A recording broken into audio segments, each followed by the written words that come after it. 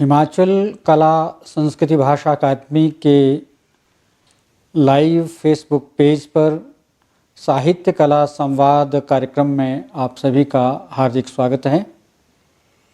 इस कार्यक्रम के माध्यम से हम प्रदेश की कला संस्कृति भाषा और साहित्य से संबंधित विभिन्न कार्यक्रमों के माध्यम से साहित्यकारों कलाकारों के माध्यम से जहां उनका रचना पाठ के लिए मंच प्रदान किया जा रहा है, वहीं पर जानकारियां और कलाकृतियों के साथ कलाकारों के साथ साक्षात्कार और प्रदर्शनियों का अवलोकन भी संभव हो पा रहा है। आज हम हिमाचल प्रदेश के प्रख्यात राज्य संग्रहालय चौड़ा मैदान शिमला में हैं। संग्रहालय का भ्रमण करते हुए संग्रहालय से संबंधित जानकारियां आप तक पहुंचाने के लिए मैं आग्रह करना चाहूँगा इस संग्रहालय के संग्रहालय अध्यक्ष क्यूरेटर श्री डॉक्टर हरि चौहान जी से कि वे इस संग्रहालय की स्थापना, इसकी पृष्ठभूमि और इस संग्रहालय में जो बहुत मूल्यवान वस्तुएं संस्थापित हैं, संरक्षित हैं, जो अलग अलग गैलरीज यहाँ पर बनाई गई हैं, उनके संबंध में कुछ जानकारी हमें प्रदान करें। डॉक्टर हरि चौहान जी। हिमाचल राज्य संग्रहालय की स्थापना 26 जनवरी 1974 को हिमाचल की सांस्कृतिक धरोहर के संरक्षण हेतु की गई है, संरक्षण और संवर्धन के लिए की गई है। इससे पूर्व हिमाचल में मात्र एक संग्रहालय था, भूरी सिंह संग्रहालय। उसकी स्थापना तब के राजा भूरी सिंह द्वारा 1908 में की गई थी, क्योंकि वो क्षेत्र यहाँ से काफ़ी दूर है और स्टेट हेडक्वार्टर्स में एक राज्य संग्रहालय का होना बहुत आवश्यक था। इसलिए उस टाइम के जो गवर्नर एस चक्रवर्ती द्वारा यह निर्णय लिया गया कि हिमाचल के जो स्टेट कैपिटल है उसमें एक इस तरह का संस्थान का होना अत्यंत आवश्यक है कि ताकि जो बाहर से आने वाले पर्यटक है वो अन्य VVIPs है वो हिमाचल को नज़दीकी से जान सके और उसकी पहचाने और हमारी जो संस्कृति है उससे वो अवगत हो। इसको ध्यान में रखते हुए 26 जनवरी 1974 को एस चक्रवर्ती जी के हाथों द्वारा इस संग्रहालय का उद्घाटन किया गया। और इस संग्रहालय भी एक अपने ऐतिहासिक भवन में स्थित है। ये एक ब्रिटिश काल का एक भवन जिसको इनवर आर्म कहते हैं। ये भवन जनरल इन का ये एक स्थान था, एक जगह थी, एक यहाँ पर हट हुआ करता था, छोटा मकान। और ये 1860 में और उसके बाद राजा सिरमौर द्वारा इसको अधिग्रहित किया गया था उनसे। और जो मैं विशेष तौर पे उल्लेख करना चाहता हूँ कि जो इनवर आर्म है, इनवर आर्म इस चोटी का नाम जनरल इंस की वजह से पड़ा था, क्योंकि उनका यहाँ एक मकान था। और जो हमारी जो 103 टनल जिसको हम कहते हैं वो भी इनवर आर्म टनल है, क्योंकि वो इस चोटी पर रही है। तो 1974 में उतने के बाद ये राजा सिरमौर से ये भवन का ब्रिटिश ने एक्वायर किया। तो वहाँ यहाँ पर मिलिट्री सेक्रेटरी रहा करते थे। मिलिट्री सेक्रेटरी जो हमारे वाइसरॉय थे, ये पीटर हॉप भी जनरल इनकी प्रॉपर्टी था, वो भी उनसे एक्वायर किया गया था। तो वहाँ पर ऑफिस हुआ करता था वाइसरॉय का, तो उसके नियरेस्ट ये मिलिट्री सेक्रेटरीज के लिए रेजिडेंस था। लेटर स्टेजेस में यहाँ फाइनेंशियल कमिश्नर रहे ब्रिटिश पीरियड के, फिर कुछ गवर्नमेंट ऑफिसर्स का ये रेजिडेंस रहा है। लेटर इसको संग्रहालय के लिए एक्वायर किया गया। तो इस तरह से ये जो संग्रहालय ये अपने आप में एक ऐतिहासिक भवन है कि जिसमें अलग अलग पीरियड से इसका जो इतिहास रहा है वो संबंधित रहा है यहाँ शिमला से। और इस संग्रहालय में जब 1974 को ये खोला गया तो उस टाइम 4 विधियों से इसकी शुरू हुआ और 400 ऑब्जेक्ट्स के लगभग यहाँ पर ऑब्जेक्ट्स कलेक्ट किए गए थे। तो उनने के बाद लगातार इसकी विधियों में इजाफा होता रहा, नए विधियाँ स्थापित की गई और आज यहाँ पर 28 विधियाँ इस संग्रहालय में है और आर्ट ऑब्जेक्ट्स यहाँ 15,000 से अधिक है जो हिमाचल के विभिन्न क्षेत्रों से यहाँ पर एकत्रित किए गए हैं और जो हमारे टूरिस्ट है, जो दर्शक है, जो यहाँ पर आते हैं उनके अवलोकनार्थ है कि ताकि वो हर एक डिसिप्लिन को यहाँ पर देख सके। जी, इसमें कोई संदेह नहीं कि आपके संग्रहालय में बहुत प्राचीन कलाकृतियाँ, पांडुलिपियाँ और बहुत सारी चीज़ें ऐसी हैं जो ऐतिहासिक महत्व रखती हैं। जैसा आपने संकेत किया कि हिमाचल प्रदेश मिनिएचर पेंटिंग के लिए पूरे विश्व में प्रख्यात है, तो कुछ ओरिजिनल और पुरानी हाथ की बनाई हुई प्राचीन परंपरा के साथ या कांगड़ा कलम की या इस तरह की कोई चित्रकला आपके पास इस संग्रहालय में मौजूद है जिसकी आप जानकारी सबके साथ साझा करना चाहते हैं? हाँ, संग्रहालय में विशेष रूप से एक मिनिएचर पेंटिंग खंड ही स्थापित किया गया है। तो उस मिनिएचर पेंटिंग्स में हमने 3 भागों में, जिसमें हमने राजस्थान मिनिएचर पेंटिंग्स भी रखी है, पहाड़ी मिनिएचर पेंटिंग्स भी रखी है और सिख मिनिएचर पेंटिंग भी रखी है। जब हम मिनिएचर पेंटिंग्स की बात करते हैं तो मुगल कोर्ट में जब पेंटिंग बनने की शुरुआत हुई, वहाँ पर उन्होंने उस चीज़ को मिनिएचर पेंटिंग्स का जो आर्ट है उसको पैट्रोनाइज किया। तो उनके अलग अलग, जब औरंगजेब के टाइम इसमें थोड़ी सी कमी आई, मतलब उसने पैट्रोनाइज करना बंद किया, तो जो वहाँ के पेंटर्स थे वो राजपूत शासकों के कोर्ट में गए। तो पहले ब्रॉडली इसको राजपूत पेंटिंग कहा जाता था क्योंकि ये राजपूत राजाओं द्वारा इसका पैट्रोनाइज किया गया। तो उसको मद्देनजर रखते हुए कि कुछ हमारे जैसे राजस्थान के और आर्टिस्ट के, कुछ पहाड़ों के और आर्टिस्ट आए। तो जो मैं आपसे बात कर रहा था कि पांडुलिपि, जो देवी महात्म्य की पांडुलिपि जो हमारे को 17th सेंचुरी का हमारे पास यहाँ पर जो मिलता है 16th सेंचुरी का, तो उसके साथ साथ कांगड़ा मिनिएचर पेंटिंग्स, उतने के बाद हमारे पास बशोली स्कूल आया। बशोली स्कूल के बाद जो नेक्स्ट फेजेस आती है हमारे पास गुलेर पेंटिंग्स की आती है।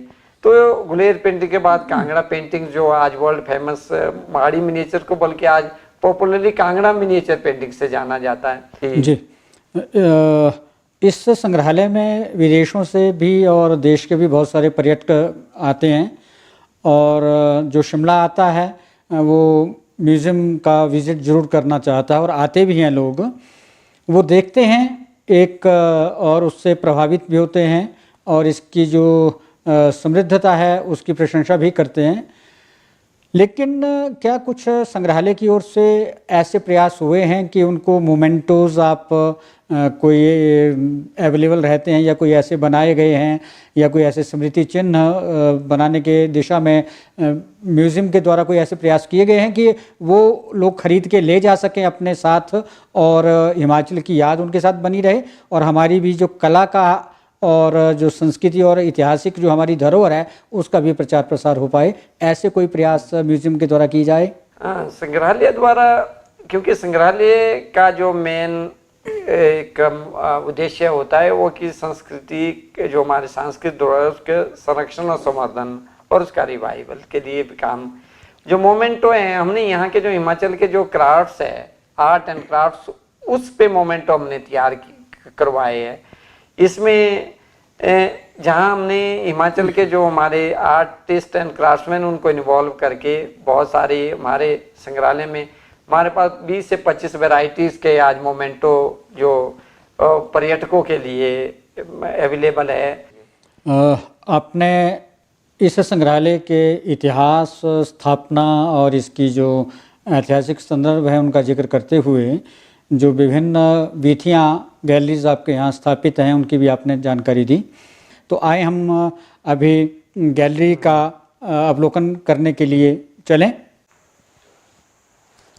राज्य संग्रहालय, इसमें जो संग्रहालय है ये की वीथियाँ 2.5 मंजिल में बनाई गई है, जिसका ये ग्राउंड प्लान है और फर्स्ट फ्लोर है और उसके ऊपर एटिक है। एटिक में लाइब्रेरी कम कॉन्फ्रेंस रूम है। जहाँ तक हमारी ग्राउंड फ्लोर्स की बात है वहाँ पर हम देखेंगे स्कल्पचर गैलरी होगी, हिमाचल के archaeology gallery, wall paintings gallery, न्यूमेस्मेटिक्स gallery, anthropology gallery, jewellery और लोकल डिटीज़ की जो गैलरी है वो इस ग्राउंड फ्लोर में बनाई गई है। और जब हम इसके फर्स्ट तल पे जाते हैं, फर्स्ट फ्लोर पे, तो वहाँ पर हम देखते हैं मिनिएचर पेंटिंग्स का एक सेक्शन है कि जिसमें राजस्थान मिनिएचर पेंटिंग, पहाड़ी मिनिएचर पेंटिंग और सिख मिनिएचर पेंटिंग्स, और उसके साथ साथ एक और जो खंड है वो कंटेम्प्रेरी समकालीन जो हमारे आर्ट एंड क्राफ्ट्स है उसका है, जिसमें हमारे जो अंतर्राष्ट्रीय स्तर के कलाकार है उनकी आर्ट ऑब्जेक्ट्स को डिस्प्ले किया गया है। उसमें पेंटिंग्स है और मास्क है, चम्बा रुमाल है और मिनिएचर पेंटिंग्स जो कंटेम्प्रेरी आर्टिस्ट करते हैं उसको उसमें दर्शाया गया है। ये हमारी स्कल्पचर गैलरी है, क्योंकि हिमाचल प्रदेश अपनी सांस्कृतिक धरोहर के लिए विश्व प्रसिद्ध है। यहाँ के जो स्कल्पचर्स है वो हिमाचल में नहीं अपितु देश के और दुनिया के विभिन्न भागों में म्यूजियम की आज शोभा बढ़ा रहे हैं। और इस गैलरी में स्कल्पचर गैलरी जो ये हिमाचल है के विभिन्न जिलों के स्कल्पचर इस गैलरी में डिस्प्ले किए गए हैं। और क्योंकि हमारे हिमाचल में 5th सेंचुरी ऑनवर्ड जो स्कल्पचर का मिलना शुरू हो जाता है, यहाँ के जो मोनूमेंट्स क्या हैं, तो उसमें इस गैलरी में आपने प्रमुखतः अब जब आप देखेंगे तो ये यहाँ पे विष्णु का स्कल्पचर है जो 6ठी शताब्दी का है, ये बजौरा कुल्लू से है। तो इस गैलरी में हम इस स्कल्पचर में जब हम देखते हैं तो 4 हाथ है विष्णु के, और यहाँ पर जो इनके आयुध है, जो एट्रीब्यूट्स है, वो नीचे की तरफ चक्र है, गदा है, और हाथ में इन्होंने एक शंख लिया है और दूसरे में रोजरी लिया हुआ है। तो इस तरह के जो अर्ली जो स्कल्पचर है, लेकिन लेटर स्टेजेस में हम देखेंगे कि इसमें ये पर्सोनिफिकेशन हो जाती है, क्योंकि जो हमारे एट्रीब्यूट्स हैं, आयुध है, उनको ह्यूमन फॉर्म में भी दिखाना शुरू करते हैं। और एक बहुत ही सुंदर जो हमारे पास ये भद्रमुख है, ये हाटकोटी से 8वीं शताब्दी का भद्रमुख है, और इसका भाषा संस्कृति विभाग का जो इंसिग्निया इसी को अडॉप्ट किया गया है। इस भद्रमुख का जो स्कल्पचर है इसमें ट्राइनिटी ऑफ गॉड दिखाया गया है, जो 3 भगवानों को एक इसमें दिखाया गया है मेडलियन में। तो इसमें एक तरफ ओरिजिनेटर है जिसमें ब्रह्मा को बताया गया है, और फिर विष्णु को है जो प्रिजर्वर है, और शिवा को डिस्ट्रॉयर के रूप में बताया गया है। ये यहाँ पर अति दुर्लभ जो स्कल्पचर है ये सूर्य का है, जो इंडोसीथियन ड्रेस पहने हैं, और 7वीं शताब्दी का है, ये बजौरा से प्राप्त हुआ है। इसमें जो सूर्य है जब हम देखते हैं तो इसके दोनों हाथों में हाफलूम लोटस बर्ड्स है और इंडोसीथियन ड्रेस पहने हुए हैं, नीचे डैगर लटका हुआ है साइड से जब हम इसको देखते हैं। और सूर्य यहाँ पर गमबूट पहने हैं। हमारे हिंदू जो माइथोलॉजी है, जो हिंदू गॉड्स है, उसमें किसी भी देवता को जो जूते समेत नहीं दिखाया जाता, बूट समेत नहीं बताया जाता, लेकिन क्योंकि सूर्य का जो हमारी एडॉप्शन है वो कुषाण पीरियड्स में होती है, तो इसमें कुषाण टाइप का ड्रेस है, और सूर्य को कभी भी नंगे पांव से नहीं दिखाया जाता, या वो सॉक्स पहने होंगे या वो जूते पहने होंगे, क्योंकि ये सिथियन जो हमारे इसमें इन्फ्लुएंस रहा है वो उस इसमें पूरी तरह से परिलक्षित होता है, बनाया गया है। और यहाँ पर गणेश की जो हिमाचल में है एक फ्रैगमेंट है, गणेश का स्कल्पचर बहुत ही सुंदर और दुर्लभ ये फ्रैगमेंट है, सिरमौरी ताल सिरमौर से 10वीं 11वीं शताब्दी का स्कल्पचर है। इसमें जब आप देखेंगे तो इसकी जो प्लास्टिसिटी है, जो स्कल्पचर ने इसमें जो जान डाली है, तो ऐसा लगता है कि जैसे ये कोई पत्थर का ना हो के बिल्कुल प्लास्टिक की तरह उस तरह से बनाया गया है। इसका जो पेट है, जो आप इसके पाँव देख रहे हैं, इसकी प्लास्टिसिटी बहुत ही सुंदर तरह से है, और इसमें साइड में उसका जो मूषक है उसको भी बनाया गया है। और इस तरह से हम देखते हैं कि जो हिमाचल में जो सिलसिला शुरू होता है लगभग पोस्ट गुप्ता पीरियड्स के बाद, और वो अपने चरमोत्कर्ष में जो स्कल्पचर ट्रेडिशन में है वो 10वीं से 12वीं शताब्दी के बीच का जो वो पीरियड रहता है वो सबसे उत्कृष्ट पीरियड रहता है। इसके साथ साथ ये बिलासपुर के जो मंदिर है सबमर्ज हो गए थे वहाँ पर डैम में, उससे जो दिक्पाल है, दिक्पालों का मतलब है कि जो अलग अलग दिशाओं के जो मंदिर बनते हैं तो उसके कॉर्नर्स में ये बनाए जाते हैं। ये है कि ये वो दिक्पाल की गार्डियंस ऑफ दी टेम्पल्स, तो उनको भी बहुत सुंदर तरह से यहाँ पर ये दिखाया गया है। 8वीं शताब्दी के स्कल्पचर है। ये ढोगी उन्ना का से प्राप्त ये स्कल्पचर है जो सूर्य का है। इसमें हम देखते हैं कि सूर्य 7 जो घोड़े हैं उस रथ पे बैठा है और इनका जो अरुण है वो जो सारथी है उसको सामने बनाया गया है और फुल ब्लूम लोटस है जो अपने शोल्डर से ऊपर उठे हैं। और इसके दोनों ओर हम जब देखते हैं तो 2 आकृतियां ऊपर की तरफ दिखाई देगी आपको। इसको उषा प्रत्युषा मतलब डे एंड नाइट को बताती है, और जो अंधकार को मतलब चीर रही है। और इसके नीचे 2 फिगर्स आते, एक फिगर्स टूटा हुआ है दंड और पिंगल का, कि दंड और पिंगल वो है कि जो एक जो सूर्य है क्योंकि ये 24 घंटे परिक्रमा कर रहा है, और जो पिंगल है वो हम लोगों के कर्मों का हिसाब रख रहे हैं, उसको बताया गया है। और जो दंड है तो उस जो हमारे जो कर्म है उसके अनुसार उसका क्या दंड होगा उसका जो निर्धारण उस जो पिंगल दंड द्वारा किया जाता है। तो इस तरह से देखते हैं कि सूर्य का जो पराक्रम है, जो उसकी गति है, जिस तरह से मतलब 24 घंटे सूर्य का पीरियड रहता है, चाहे वो कुछ क्षेत्रों में दिन रात बनती है लेकिन सूर्य लगातार जो हमारी पृथ्वी लगातार सूर्य का चक्कर काटती है, तो सभी आदमियों के कर्मों का लेखा जोखा वहाँ पर रिकॉर्ड होता रहता है। तो ये इस स्कल्पचर में दंड और पिंगल के साथ दिखाया गया। और जो 7 घोड़े है ये 7 डेज को दर्शाते हैं कि जिस तरह से हमारा 7 दिन का सप्ताह होता है उस तरह से ये 7 घोड़े जो है 7 घोड़ों का रथ है ये इसमें दर्शाया गया है कि जो हमारा जो एक चक्र है वो लगातार चलता रहता है और दौड़ते घोड़े है, यानी कि जो जीवन चक्र है वो लगातार चल रहा है, सूर्य भी उसी तरह से चल रहा है और सभी लोगों का लेखा जोखा भी उसी और रिकॉर्ड हो रहा है। इस स्कल्पचर गैलरी में ये शिववानी दुर्गा ये भी बहुत ही दुर्लभ स्कल्पचर है।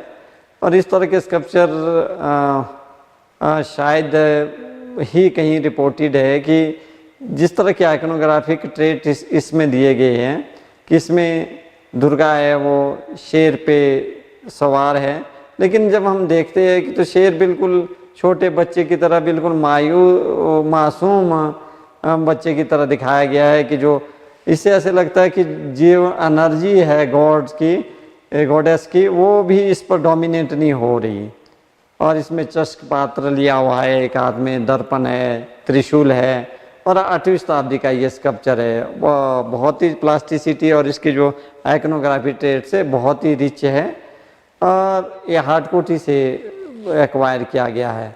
और इसमें जब हम देखते हैं कि थोड़े कट जो पीस लगे हुए हैं, कट के जो मार्क लगे हैं, तो इस स्कल्पचर को ऐसा कहा जाता है कि गोरखा जब इन्वेजन हुए थे तो हाटकोटी इस वाले क्षेत्र से भी उन्होंने कुछ मूर्तियों को ले जाने की कोशिश की थी। तो उस टाइम ही वो इसको अलग करना चाह रहे थे तो लेकिन वो नहीं कर पाए क्योंकि इतना बड़ा स्कल्पचर ले जाना थोड़ा मुश्किल था। तो इसका कुछ एक पार्ट वो उसको रिमूव करना चाहते थे कि ताकि इसको आसानी से ले जाया जा सके। तो उस टाइम हो सकता है कि जो कन्फ्रंटेशन वहाँ पर रही होगी उस टाइम ये डिस्ट्रॉय हुआ है।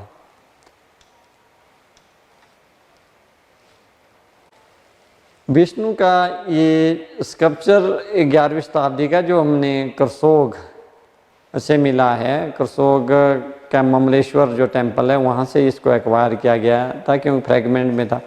तो इसमें देखते हैं हम विष्णु और लक्ष्मी जो गरुड़ पे आसीन है, आलिंगन मुद्रा कहते हैं इसको बेसिकली, और गरुड़ पे आसीन है। और इसमें जब हम देखते हैं तो एक जो कल्ट इमेजेस होती है उसमें क्या है कि जो दूसरे जो हमारे गॉड्स हैं उनको पीछे बताया जाता है, क्योंकि कल्ट इमेज वैष्णव वाइट की है। तो ऊपर के पैनल में हम देखते हैं कि एक और शिवा को बनाया गया है और दूसरी ओर ब्रह्मा को दिखाया गया है, यानी कि वैष्णवाइट कल्ट में विष्णु ही सर्वोपरि है, इसलिए इनको बैक इसमें दिखाया जाता है। और जो साइड का जो तोरण है, क्योंकि तोरण की जो डेकोरेशन है वो भी हमारे जो 10वीं शताब्दी के बाद शुरू होती है, क्योंकि उससे पहले में प्लेन जो बैक स्लैब मिलता था, लेकिन 10वीं शताब्दी ऑनवर्ड्स इसको डेकोरेट करना शुरू हुआ। अंदर फिगर्स है और नीचे आप देखेंगे इसमें अन्य जो फिगर्स को, इन जो खाली स्पेस है उनको डेकोरेट किया गया है। और शार्दुल की पिक्चर्स बनी है, नीचे भूदेवी है उनको बनाया गया है, जो बैक रिलीफ हैं जब हम देखते हैं तो उसमें उनको भी बनाया गया है।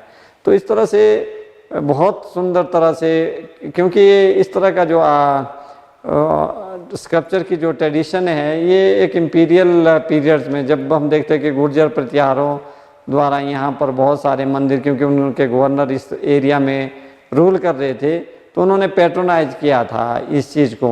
और ये सब क्लासिकल फॉर्म में जो बने हैं, तो ये एक जिसको कहते हैं निपुण का स्कल्पटर द्वारा ये बनाए गए हैं।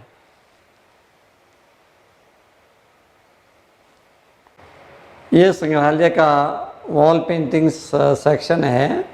इस सेक्शन में चंबा के रंग महल के जो वॉल पेंटिंग्स है उसको यहाँ पर वहाँ से रिट्रीव करके, वहाँ से रिमूव करके यहाँ पर लाया गया है। और इस का एक विशेष खासियत ये रही है कि इसके वॉल वहीं पर है और उसके पिगमेंट अदर मीडियम में ट्रांसफ़र किए गए। और उस मीडियम में जैसे कुछ एक यहाँ पर जो प्लास्टर ऑफ पेरिस के बैक है, किसी में बोर्ड की है, किसी में कैनवस है, उस तरह से इन पेंटिंगों को वहाँ से पिगमेंट ट्रांसफ़र की गई है।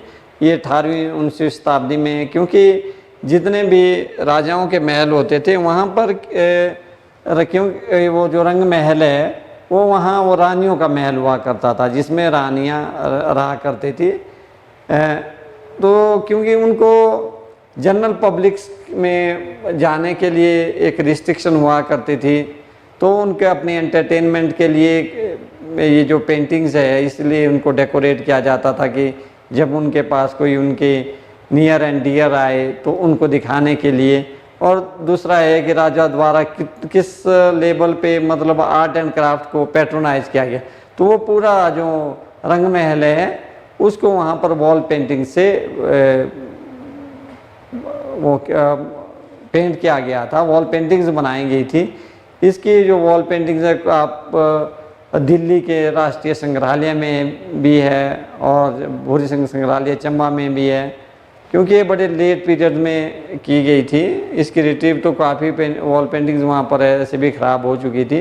तो जो बेस्ट पैनल्स थे, तो इसमें आप देखेंगे कि अधिकतर जो पेंटिंग्स हैं वो गीत गोविंद से रिलेटेड है और जो दूसरे थीम मेनली इसमें शैवाइट और वैष्णवाइट जिस तरह की जो प्रथा वहाँ पर चली थी और आर्टिस्ट को जिस तरह की समझ थी, तो उन्होंने उस तरह से कांगड़ा स्टाइल में पेंटिंग्स को बनाया है।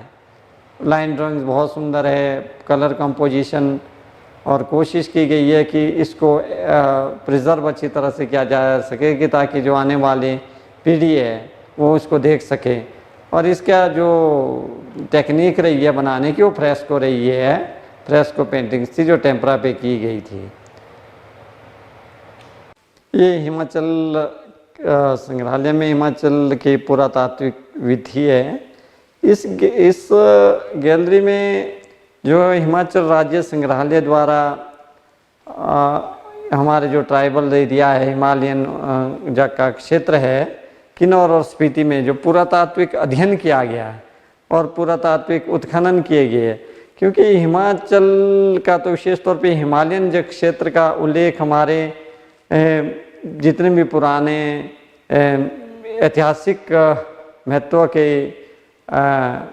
लिटरेचर है उसमें, जैसे पुराणों में हिमालयन क्षेत्र का उल्लेख हुआ है और यहाँ की ट्राइब्स का उल्लेख मिलता है, तो उससे संबंधित चीज़ों की खोज में संग्रहालय द्वारा इन क्षेत्र का अब पुरातात्विक अन्वेषण किया गया, उत्खनन किया गया। इसमें जब हम देखते हैं तो किन्नौर क्षेत्र में जो पुरातात्विक उत्खनन किया गया, यहाँ पर जो शवागार संस्कृति का उत्खनन किया गया, शवागार संस्कृति की जिसमें आदमियों को दफनाया जाता था, ये केवल बुद्धिस्ट नहीं है बल्कि प्री बुद्धिस्ट एरा के ये जो बरियर्स है यहाँ पर एक्सकवेट किए गए हैं। और इसमें जहाँ देखते हैं कि आदमी को दबाने के साथ उसकी ज़रूरी आवश्यक चीज़ें जो उसके यूजेस के यूटेंसिल्स वगैरह उसको भी साथ में दबाया गया था और उसके खाने पीने का कुछ सामान भी उसके साथ रखा गया था।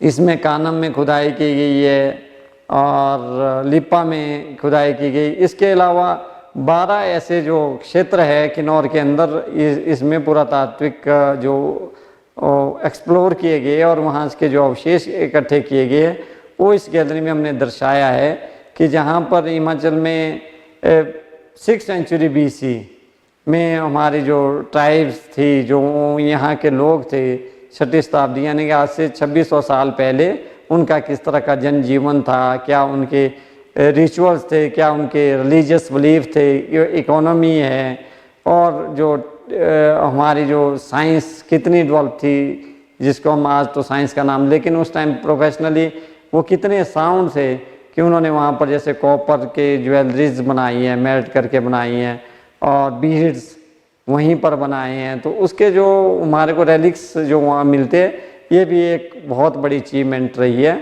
और किन्नौर के बाद हमने स्पीति क्षेत्र में पुरातात्विक अन्वेषण किया। उसमें हमने किब्बर जो क्षेत्र है वहाँ पर किब्बर से लगभग 500 मीटर ऊपर 14,100 फीट की हाइट है, वहाँ पे एक जो हमें कब्र कहा, वहाँ पर जो बरियल कल्चर का हमने एक्सकवेट किया। तो वहाँ उस जो बरियल का है वो 8वीं शताब्दी का जो स्कल्पचर था उसको एक्सकवेट किया गया और उसको यहाँ पर रखा गया कि किस तरह से उन्होंने अपने उसके साथ उसके जो आदमी की ज़रूरत के सामान, उसकी पॉटरीज है और इसके साथ मेटल्स का भी एक वेयर था। और इसमें हमें कुछ जानवरों की हड्डियाँ भी मिलती है, एरो मिलता है कि किस तरह से आदमी के मरने के बाद उसके लिए जिन जो उनके एडिबल फूड्स थे, क्योंकि उस टाइम हंटिंग सिस्टम ज़्यादा था, तो जो जानवर का जो शिकार है वो किया जाता था। तो क्योंकि उसके साथ फेवरेट चीज़ उसको भी उसके साथ दबाई गई। और इसके अलावा स्पीति क्षेत्र में इससे पहले हिमाचल में जब हम देखते हैं कि कहीं पर भी जो रॉक पेंटिंग्स का कोई जिक्र नहीं आता, कि जब संग्रहालय द्वारा वहाँ पर पुरातात्विक अन्वेषण की शुरुआत की गई तो बहुत सारे जो रॉक शेल्टर्स है वो वहाँ पर मिले, क्योंकि ये वहाँ पर चट्टानों में काफ़ी ऊपर चढ़ के जाना पड़ता है। तो इनकी जो अगर हम डेट की बात करें तो 1500 BC से लेके आपको हिस्टोरिकल पीरियड 10वीं शताब्दी तक की भी यहाँ पर जो पेट्रोग्लिफ्स और पिक्टोग्राफ्स मिलते हैं। पिक्टोग्राफ्स में जहाँ उन्होंने रॉक में अपनी जो भावनाएं हैं, जो अपने आइडियाज़ को उसको व्यक्त करने के लिए उन्होंने कलर्स का प्रयोग किया, वहीं पेट्रोग्लिफ्स में उन्होंने जो रॉक है, जो चट्टान के जो स्लैब्स है, उसको उन्होंने यूज़ किया और उसमें पैकिंग के उसको जिसको कैसे कह सकते हैं कि कुरेद कर वहाँ के जो सामाजिक जीवन का अंकन किया है। उनका बहुत सारा जो हमारे लिए एक जिसको हम कह सकते हैं कि एक नॉन वर्बल लैंग्वेज, कि वो किस तरह से सोसाइटी को कम्युनिकेट करते थे, किस तरह का उनका, जैसे उन्होंने वहाँ पर याक बनाया है, फेलाइन बनाया है, सूरज बनाया है, स्वास्तिक बनता है, चंद्रमा बनता है, इस तरह की जिनका अलग अलग सिग्निफिकेंस उस चीज़ में रहा है। इसके अलावा कप्यूल्स है, जिसको अर्ली रॉक आर्ट की, जब आदमियों ने अपनी ये जब ये कप्यूल्स की जब हम स्टडी करते हैं तो इसमें बहुत सारी कई एस्ट्रोनॉमिकल चीज़ें भी सामने आई है कि उन्होंने जो कि गणना के लिए इस चीज़ को बनाया है। अगर जब हम इनको मिलाते हैं तो इसमें बहुत सारे जो डिज़ाइंस बन के आते हैं, तो उसका एस्ट्रोनॉमी में भी, जिसको आज हम मंडल वगैरह कहते हैं, उस तरह का इनका अपना एक आर्ट था। यहाँ का एक स्पीति क्षेत्र का एक जो अत्यंत महत्वपूर्ण खोज है वो वहाँ पर स्टोन टूल्स की रही है। इससे पहले ऐसे माना जाता था कि जो मानव का जो प्रादुर्भाव है ये ऊंचे क्षेत्रों में नहीं रहा है, जैसे हिमालयन का जो ये ट्रांस हिमालयन वाला जो एरिया है कि इसमें नहीं रहा। लेकिन जब हमने इसमें एक्सप्लोर किया तो हमें जामाथंगे की जगह मिली कि वहाँ पर स्टोन टूल्स जो हमें मिले, और उस जगह जब हम स्टोन टूल्स का टेक्निकली हम एनालिसिस करते हैं तो पाते हैं कि ये जो स्टोन टूल्स है 30 से 40 हज़ार साल पुराने ये जो स्टोन टूल्स हैं वहाँ पर पाए गए। और इसके अलावा बहुत सारा वहाँ पे जो बीड्स वगैरह इस तरह की कई चीज़ें जो हमें वहाँ पर जो प्राप्त हुई है, इससे लगता है कि जो हिमालयन का जो हाई एल्टीट्यूड हिमालयन है इसमें आदमी का जो आवागमन है वो हमारा प्री हिस्टोरिक पीरियड्स पे हो गया था। प्री हिस्टोरिक पीरियड ऑनवर्ड लगातार वहाँ पर आदमियों का आना जाना लगा रहा। तो ये एक बहुत ही इंटरेस्टिंग वो है। अदरवाइज़ हम अभी तक शिवालिक रीजन में या लोअर वैली में ही हम लोअर हिमालयन रीजन पे ही इन चीज़ों को देखते थे, लेकिन अब ये इतने हाइट पे इन चीज़ों का मिलना मतलब एक बहुत बड़ी उपलब्धि रही है। इसके अलावा लद्दाख में भी बहुत सारे खोजें हुई हैं इस संबंध में, तो उससे भी पता लगता है कि यहाँ के आदमियों का जो मूवमेंट है किस तरह से सेंट्रल एशिया की हो रहा है, सेंट्रल एशिया से इस साइड के लिए रहे, किस तरह से वो लद्दाख से आके वे दूसरी ओर हमारे जब हम देखते हैं कि कश्मीर के बुर्जा होम वगैरह में भी इस तरह के जो कई एक्टिविटीज़ और कई तरह के ऑब्जेक्ट्स प्राप्त हुए, तो उससे लगता है कि कल्चरली कितने वो इंटरलिंक्ड थे वो लोग, तो उसका भी इस चीज़ से पता चलता है। संग्रहालय की मुद्रा शास्त्र विधि की जो इंडियन जो करेंसी सिस्टम है, जिसको हम करेंसी सिस्टम की जो कब से यहाँ पर जो चलन हुआ है मुद्रा का, तो इसमें क्रोनोलॉजिकली इस गैलरी में आप देखेंगे कि इसमें हमने पंच मार्क से लेके आज का जो प्लास्टिक मनी तक के जो पीरियड्स के जो कॉइन्स हैं वो आप इसमें देखेंगे कि जहाँ तक भारत में कॉइन्स की जो सर्कुलेशन है वो 6 सेंचुरी BC मानी जाती है, 6-7 सेंचुरी BC मानी जाती है। तो इसमें यहाँ पर आप देखेंगे पंचमार्क कॉइन और कुछ एक कास्ट कॉइन इसमें डिस्प्ले किए गए हैं। पंचमार्क कॉइन्स तो जो इम्पीरियल पावर है हमारी मौर्य के टाइम के हैं, शोकन पीरियड्स के जो कॉइन्स है, इसमें उनका जो इंसिग्निया है, एम्बलम रहा है, रेडिएटिंग सन सिम रहा है, तो उसको है यहाँ पर डिस्प्ले किया गया। ये हमारे अर्की से मिले थे। और इन कॉइन में जिसको हम पंच मार्क कहते हैं, इसमें पंचिंग टेक्निक से बने हुए हैं और सिर्फ सिंबल है, इसमें किसी तरह का कुछ लिखा नहीं होता था। लेकिन उतने के बाद जब इंडो ग्रीक्स आते हैं तो वो अपने कॉइन्स को एक यूनिफॉर्म शेप देना शुरू करते हैं, इंस्क्राइब करना शुरू करते हैं, और उन्होंने उसमें पोर्ट्रेट दिए, अपने राजाओं ने अपने पोर्ट्रेट दिए और उन्होंने अपने डिटीज़ को भी इसमें स्थान दिया। तो इन क्रोनोलॉजिकली बताया गया। फिर हमारे ट्राइब्स है जैसे कुनिंद है, योधियाज है, उनके कॉइन्स भी हिमाचल के विभिन्न भागों में मिलते हैं, उनको भी इसमें डिस्प्ले किया गया है। और फिर गुप्ता पीरियड्स आता है गुप्ता का जो हम गोल्डन पीरियड्स कहते थे कि वहाँ पर जो करेंसी सिस्टम है अधिकतर फिर वो क्या नाम उन्होंने गोल्ड ही में किया है। और जो गोल्ड कॉइन को इंडिया में जो इंट्रोड्यूस करने का जो श्रेय जाता है वो कुशानों को जाता है। विम कैटफिश के टाइम 10th सेंचुरी एडी में के लगभग यहाँ पर गोल्ड कॉइन इंट्रोड्यूस करते हैं वो। और इसके अलावा यहाँ पर आप देखेंगे जो पोस्ट गुप्ता जितनी हमारी छोटी छोटी राज्य रही है, छोटे बड़े राज्य रही है, कश्मीर के शासक रही है, गुर्जर प्रतिहार रही है, चौहान डायनेस्टी रही है, हमारे कांगड़ा के कटोच रूलर्स रही है, उनके कॉइन्स है। फिर इस गैलरी में दर्शाया गया है सल्तनत पीरियड्स के अलग अलग शासकों के कॉइन्स, फिर मुग़ल पीरियड्स में विभिन्न राजाओं के कॉइन्स, और कंपनी पीरियड्स जब हम ब्रिटिश काल में आते हैं, ब्रिटिश काल के जो सिक्के हैं उनको भी इस गैलरी में दिखाया गया कि ताकि एक कंप्लीट इमेज बने और जितने में हमारी जो पीढ़ी है वो इस गैलरी को देख के लगती कि हमें आज तक जो ये डेबिट एंड क्रेडिट कार्ड तक हम पहुँचे हैं, कितने फेजेस को जो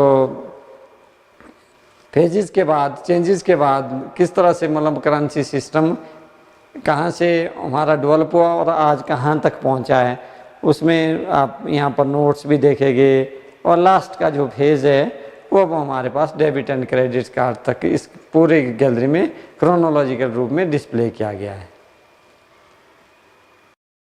एंथ्रोपोलॉजी गैलरी में यहाँ की हमारे जितने भी जनजातीय और जो इंटीरियर जो दूरस्थल के जो हमारे जो ड्रेसेस है, टिपिकल ड्रेसेस है, जिसको हम कहते हैं ट्रेडिशनल ड्रेसेस है, उसको इसमें डिस्प्ले किया गया। उसके साथ साथ हमारा जो ग्रामीण जनजीवन है उसको यहाँ पर दर्शाया गया कि किस तरह से हमारे जो जनजातीय लाहौल एंड स्पीति के ड्रेसेस आप देखेंगे, इसमें किन्नौर के देखेंगे और डोडरा क्वार्स के है। इसके अलावा कुल्लू जो हमारे ट्रेडिशनल ड्रेसेस है, क्योंकि वो हिमालयन क्षेत्र है, यहाँ पर शुरू से आदमियों का जो मेन ऑक्यूपेशन रहा था, व्यवसाय रहा था, वो भेड़ बकरियों को पालते थे और उनके जो ऊन से वो अपनी ज़रूरत के कपड़े बनाया करते थे।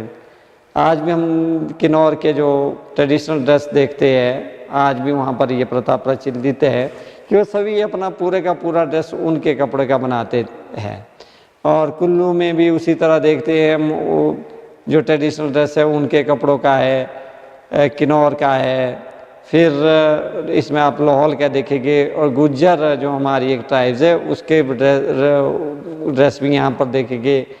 और भरमौर के जो गद्दी है उनका ड्रेस, उनको ड्रेस को यहाँ पर दिखाया गया है। फिर हमारी जो लाहौल के लेडीज़ है, डोडरा क्वार के है, फिर यहाँ कोटगढ़ के है, सिरमौर के है। इसीलिए अलग अलग जो हमारे जो ट्रेडिशनल ड्रेसेस है उसको दिखाया गया। आदमियों द्वारा अपनी ज़रूरत का जो सामान है वो स्वयं तैयार किया जाता था, जिसको हम कह सकते कि आज से 60-70 साल पहले आदमी आत्मनिर्भर था। वो सभी सामान अपनी ज़रूरत का स्वयं तैयार करता था। जैसे विशेष तौर पे इन कामों के लिए जो हमारी अलग अलग श्रेणियाँ होती थी वो भी बनाती थी, लेकिन कुछ एक काम जो हर एक व्यक्ति स्वयं करता था उसमें, जैसे सर्दियों में बहुत बर्फ़ गिरने पे वो लकड़ी के जो स्टोरेज के वो बर्तन अपने आप तैयार करता। इसमें आप देखते हैं कि एक आटा गूंथने के लिए ये लकड़ी का परात बनाई गई है और लस्सी को स्टोर करने के लिए एक पॉट बनाया गया है। फिर लस्सी को छानने के लिए बनाने के लिए जो पॉट बनाया गया है। और एक छोटा सा वो जो ये है यहाँ पर इसको कहते हैं पहाड़ी डायलेक्ट्स में इसको कोठा टाइप का ये है एक छोटा बनाया गया है। इसको हल्दी और नमक इत्यादि रखने के लिए यूज़ किया जाता था। और इसके अलावा बहुत सारे ये लकड़ी के ही बने हुए सामान है। यह आदमी मतलब मार्केट पे नहीं डिपेंड होके बल्कि अपने जो सराउंडिंग का जो क्षेत्र है वहीं पर लोग काम कर रहे हैं और उनसे वो चीज़ें बनती थी। और जैसे बांस का बने जो किल्टे होते थे, बांस के बने छोटी चीज़ों को ले जाने के लिए हम पहाड़ी डायलेक्ट्स में उनको कड्डू भी कहा जाता है। छोटे पॉट जो आप यहाँ पर देख रहे हैं बांस का बना हुआ, तो जो हर ज़रूरत का जो सामान है वो सोसाइटी द्वारा स्वयं तैयार किया जाता था। आभूषण विधि में हिमाचल की जो ट्रेडिशनल ज्वेलरी है उसको डिस्प्ले किया गया है। इस गैलरी में आप देखेंगे सिर के आभूषण है, पाँव के आभूषण है, गले के आभूषण है, कान के आभूषण है, कि अलग अलग जो डिफरेंट जो वैरायटी है अलग अलग एरिया में यूज़ होती रही महिलाओं द्वारा। क्योंकि महिलाएं का जो प्रसाधन में है ज्वेलरी एक इतना महत्वपूर्ण अंग है कि एक कहावत है कि महिलाएं भूखी रह लेगी लेकिन वो ज्वेलरी के बगैर नहीं रह सकती। ट्रेडिशनल ज्वेलरी का जो हिमाचल का है वो बहुत रिच रहा है। एक टाइम में सिंगल लेडीज़ लगभग 8.5 किलोग्राम की जो ज्वेलरी पहन के रहती है, चलती है। और आज भी इस तरह की जो लेडीज़ जब कुछ हमारे दूर दराज के क्षेत्र में जाएगी, जैसे कि किन्नौर में जाएंगे, तो वहाँ पर की जो लेडीज़ है शादी खासतौर पे फेस्टिवल ओकेजन में कहीं शादी या मेलों में इस तरह की ज्वेलरी पहने रहती है।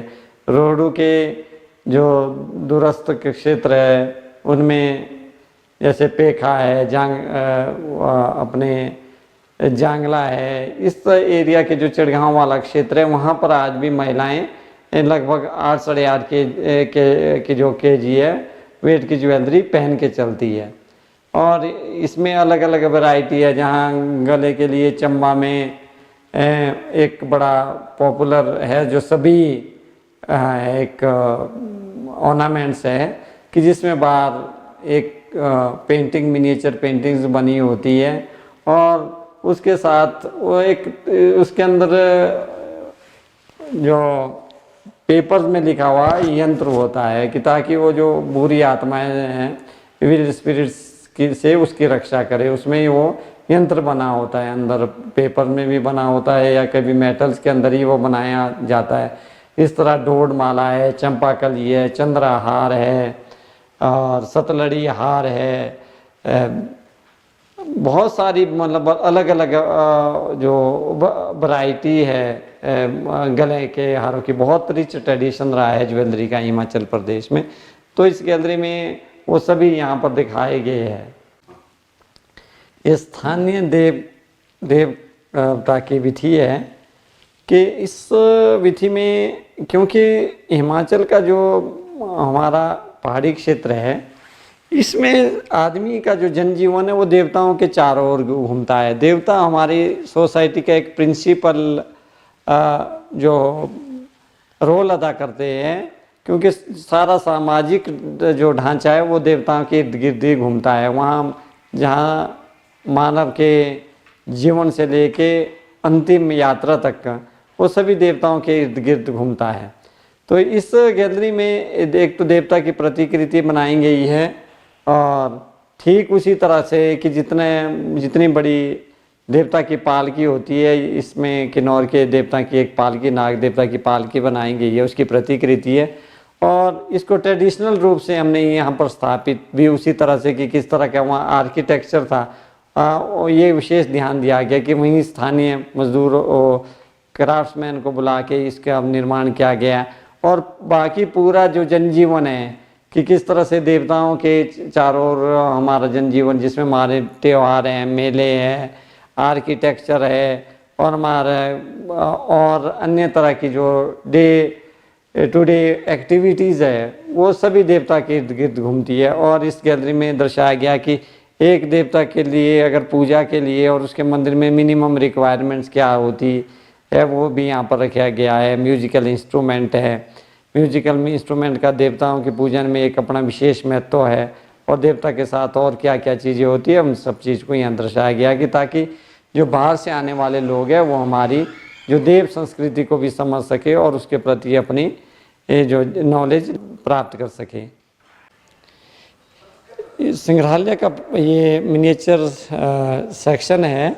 इस सेक्शन में 3 तरह की पेंटिंग्स जो मिनिएचर लगाई गई है। इसमें एक तरफ पहाड़ी मिनिएचर पेंटिंग्स हैं, दूसरी ओर राजस्थान की है, और एक सिख मिनिएचर पेंटिंग्स लगाई गई है। ये जब मुगल कोर्ट में आर्टिस्टों को पैटर्नाइजेशन कम हुई, उनको नहीं मिली, तो वो राजपूत रूलर्स के कोर्ट में चले गए। कुछ राजस्थान की ओर चले गए, उन्होंने वहाँ के राजाओं के लिए काम किया, और कुछ पहाड़ी जो हमारे हिमालयन क्षेत्र वहाँ पे आए। तो इसमें विशेष तौर पे पहाड़ी मिनिएचर पेंटिंग्स का जो जिसको popularly Kangra miniature paintings commonly कहा जाता है, पहाड़ी मिनिएचर पेंटिंग्स में जो ज़्यादा फेमस है कांगड़ा स्कूल ऑफ पेंटिंग, तो इन गैलरियों में उसको प्रदर्शित किया गया है। कांगड़ा जो हमारे मिनिएचर पेंटिंग्स में आप देखेंगे तो उसमें बशोली से शुरू होके गुलेर पेंटिंग्स है, फिर कांगड़ा मिनिएचर कांगड़ा पेंटिंग्स है, कांगड़ा स्कूल पेंटिंग की, बिलासपुर स्कूल ऑफ पेंटिंग्स का है, कुल्लू स्कूल ऑफ पेंटिंग्स है, मंडी स्कूल ऑफ पेंटिंग्स। इनमें थोड़ा सा स्टाइलिस्टिकली थोड़ा चेंजेस रहते हैं। अदरवाइज जितना अच्छा काम मिनिएचर पेंटिंग्स में कांगड़ा स्कूल पेंटिंग्स इसलिए फेमस है कि कांगड़ा स्कूल की जो ब्यूटी है, जो वो अपने आप में एक जिसको कहते हैं एक विशेष तरह से है, जिसमें जो लेडीज़ है उनके फिगर बहुत सुंदर बने हैं, नेक से लेके आई से लेके, और जो लैंडस्केप है उसकी ब्यूटी है, उसको ब्यूटीफाई किया है। बहुत अपने तरह का यूनिक ये वो है। और राजस्थान मिनिएचर पेंटिंग्स में है तो उसमें जैसे बैरन डेजर्ट वाला एरिया रहा है, तो उसमें उस तरह की ना लैंडस्केप ब्यूटी है, और उनके थोड़े कलर भी वार्म कलर रहे हैं। और फिर सिख मिनिएचर पेंटिंग में थीम अलग अलग रही है इसमें। तो सिख मिनिएचर पेंटिंग में कोर्ट जिसको कहते हैं सीन ज़्यादा है, राजाओं महाराजाओं से रिलेटेड है और उनके कोर्टियर से रिलेटेड है। और जो हमारे पहाड़ी मिनिएचर पेंटिंग्स है इसमें गीत गोविंद का है, रामायण से है, महाभारत से है, और बारामासा की है, रागमाला की है। इस तरह अलग अलग नायिका थीम पे, अलग अलग थीम पे जो का चित्रण हुआ है।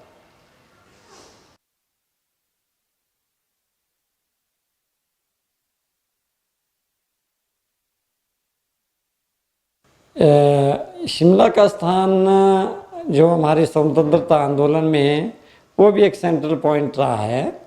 इसमें महात्मा गांधी जी द्वारा यहाँ पर 1921 से लेके 1900 जो हमारे 45 तक बार बार शिमला आए महात्मा गांधी जी, और अलग अलग जो मीटिंग्स है या पब्लिक मीटिंग्स है उनको उन्होंने एड्रेस किया है। तो उससे रिलेटेड सभी इंफॉर्मेशन इस गैलरी में दर्शाई गई है।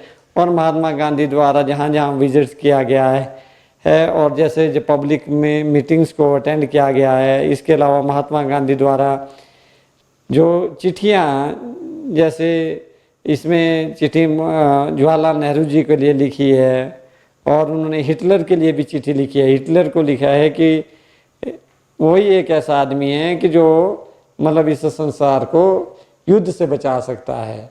उन्होंने उसमें आग्रह किया है कि आप अगर चाहे तो मतलब इस चीज़ को आप टाल सकते हैं। इसके अलावा गांधी जी ने और लोगों को भी जो चिट्ठियाँ लिखी है वो भी यहाँ पर डिस्प्ले की गई है। और गांधी जी के हर एक जो विजिट्स का है इसमें जिक्र किया गया कि कब आए, किस लिए आए, उसका कंप्लीट इस गैलरी को में दर्शाया गया है। राज्य संग्रहालय की ये जो मिलिट्री सेक्शन है, इस मिलिट्री, क्योंकि शिमला जो मिलिट्री का हेड क्वार्टर रहा है ब्रिटिश पीरियड ऑनवर्ड, और यहाँ पर जो हमारे बहुत सारे जो युद्ध हुए हैं उनसे संबंधित सारी जो प्लानिंग है और उसका निर्णय लिए गए वो शिमला में लिए गए। वहाँ इतने के बाद यहाँ वेस्टर्न कमांड का हेड क्वार्टर भी रहा है। तो यहाँ पर इस गैलरी में ये दर्शाया गया है कि right from the beginning of British army की जो एस्टेब्लिशमेंट शिमला में और उतरने के बाद हिमाचल के जो स्वतंत्रता सेनानी हैं उनका मिलिट्री में जो कंट्रीब्यूशन है उसको दर्शाया गया है, और ये शिमला की एस्टेब्लिशमेंट कितनी महत्वपूर्ण रही और हमारे हिमाचल के जो सैनिकों का है कितना योगदान रहा है उसमें। जितने ब्रिटिश पीरियड में जहाँ पर हमारे ब्रिटिश जो मेडल्स वगैरह है वो मिले हैं, उतने के बाद विशिष्ट सेवा मेडल है, परम विशिष्ट सेवा मेडल है, कीर्ति चक्र है, इस तरह के सभी जिन हिमाचलियों को मिले हैं, विक्टोरिया क्रॉस है, तो उन सभी के यहाँ पर पोर्ट्रेट्स लगाया गया, दर्शाया गया फोटो के द्वारा। और जो हमारी मिलिट्री की जो ताकत है उसमें जो मिसाइल्स हैं, हमारे रॉकेट्स है, उन सब चीज़ को यहाँ पर दर्शाया गया कि ताकि जो यहाँ आने वाले आदमी है वो जो हमारे जो सैनिक है उनके प्रति सम्मान रखे और उनके बारे में जान पाए, और हमारी जो मिलिट्री की कंट्रीब्यूशन है, अलग अलग युद्ध हुए हैं, इसमें जो शिमला समझौता है उससे रिलेटेड भी आपको यहाँ पर मिलेगा, और उस टाइम का जो सरेंडर है उसकी फ़ोटोग्राफ्स भी यहाँ पर मिलेंगे। तो इस तरह के अलग अलग गैलरियों में मिलिट्री की जो अलग अलग कंट्रीब्यूशन है, इससे कि जो हमारी जनरेशन वो भी मिलिट्री की ओर प्रोत्साहित तो हो सके, और जो सैनिकों के प्रति हमारा सम्मान है उसका भी हो सके। इस संग्रहालय के ये जो लाइब्रेरी है, लाइब्रेरी कम कॉन्फ्रेंस, छोटा कॉन्फ्रेंस रूम है, इसको हमने तिब्बतन मोनेस्ट्री टाइप वो डेवलप किया है कि जिस तरह से बुद्धिज़्म में मोनेस्ट्री है, वहाँ पर जो डिसाइपल्स है, वहाँ पर जो मॉन्क्स है वो चैट करते हैं, चांट करते हैं इसके मंत्रों का। तो उसी बेस पे लाइब्रेरी को डिज़ाइन किया गया कि जिसमें स्कॉलर्स या स्टूडेंट, जो रिसर्च स्कॉलर या स्टूडेंट्स है या हमारे सेमिनार में पार्टिसिपेंट्स है, वो उसमें नीचे बैठ के ये वो क्या नाम कहते पढ़ेंगे, अपना पेपर पढ़ेंगे या स्टडी करेंगे, और पीछे बुक्स रखी गई है। और जो इसमें जो चौखटे बने हैं ये इसमें भी बुद्धिस्ट वो क्या नाम कहते हैं एनग्रेविंग वो कार्विंग किया गया है। और दूसरा ये कि ये इस लाइब्रेरी में जूते अलाउड नहीं है। इसका ये कारण है कि जैसे शिक्षा का मंदिर है लाइब्रेरी, तो उसी तरह उसकी सैंक्टिटी बनाए रखने के लिए तो यहाँ पर आदमी को जूते बाहर खोल के वो तभी लाइब्रेरी में प्रवेश कर सकता है। और यहाँ पर इतिहास, कला और संस्कृति की जो बहुत अच्छा रिच कलेक्शन है, खासतौर पे कला के जो लाइब्रेरी है, इसमें आपको दुनिया के सभी स्कूल की जो आर्ट है, सभी कंट्री के आर्ट्स है, मुगल है, ग्रीक है, इंडियन है, चाइनीज़ है, जापानीज़ है, सभी तरह के मतलब यहाँ पर आर्ट से संबंधित बुक्स अवेलेबल है। इस लाइब्रेरी में जब हम एंटर करते तो इसका जो गेट है वो भी हमने जो तिब्बतन मोनेस्ट्री है उसी की तरह इसको कॉपी किया है। इसमें जिस तरह हमारे बुद्धिज़्म के अष्टमांगलिक जो सिंबल्स है उनको इसके दरवाजे में उकेरा गया है। इसके साइड के फ्रेम में भी उसी थीम को लिया गया है। तो इसको टिपिकल बाहर से क्या अंदर से एक पूरी तरह हमने इसको बुद्धिस्ट आर्किटेक्चर के रूप में डेवलप किया है कि ताकि जो आने वाले जो विजिटर है वो देखे कि किस तरह से लर्निंग सेंटर थे। जो मोनेस्ट्रीज है बुद्धिज्म में वो एक लर्निंग सेंटर है, तो उसी तरह से लाइब्रेरी भी एक लर्निंग सेंटर होता है कि जहाँ पर आके आदमी अपना शोध करता है, तो उसको ध्यान में रखते हुए उसको इसी तरह से डिज़ाइन किया गया। आज हमने हिमाचल प्रदेश के प्रख्यात राज्य संग्रहालय चौड़ा मैदान शिमला में यहाँ के संग्रहालय अध्यक्ष डॉक्टर हरि चौहान जी के साथ बातचीत की, के इतिहास को जाना, और साथ में एक सारगर्भित परिचर्चा के बाद यहाँ की जो गैलरीज में कलाकृतियाँ डिस्प्ले की गई हैं उनको भी देखा। और जाहिर है कि इतनी महत्वपूर्ण और ऐतिहासिक कलाकृतियों को देखने के बाद एक उत्साह भी होता है, आनंद भी आता है और जानकारी भी मिलती है। इसके लिए हम संग्रहालय के, भाषा संस्कृति विभाग हिमाचल प्रदेश के और यहाँ के क्यूरेटर डॉक्टर हरि चौहान जी के बहुत आभारी हैं कि हम इनके माध्यम से अपने दर्शकों के साथ, श्रोताओं के साथ ये महत्वपूर्ण जानकारी साझा कर पाए हैं। भविष्य में भी हमारा ऐसा प्रयास रहेगा कि हिमाचल प्रदेश की कला, संस्कृति, इतिहास से बिखरी हुई जो धरोहर है, वो चाहे किसी के निजी संग्रहालय में हो, चाहे वो संग्रहालय में है, हम आप लोगों तक पहुंचाने का प्रयास करते रहेंगे ताकि हिमाचल प्रदेश को हम जान पाएँ, हिमाचल प्रदेश को पर्यटकों के साथ साझा करते हुए यहाँ का जो इतिहास है, यहाँ की जो कला है, यहाँ की जो धरोहर है, वो लोकप्रिय हो पाए और ताकि यहाँ के कलाकारों को रोज़गार मिल पाए और संग्रहालय का जो उद्देश्य है वो भी पूर्ण हो पाए। तो आज के इस कार्यक्रम में हमारे साथ बातचीत करने के लिए आपका बहुत बहुत धन्यवाद। और जिन श्रोताओं, दर्शकों ने हमारे साथ अकादमी के इस कार्यक्रम में जुड़ करके इस कार्यक्रम को देखा है, सुना है और इसके प्रचार प्रसार के लिए भी एक संकल्प लिया है, हम आप सभी के बहुत बहुत आभारी हैं।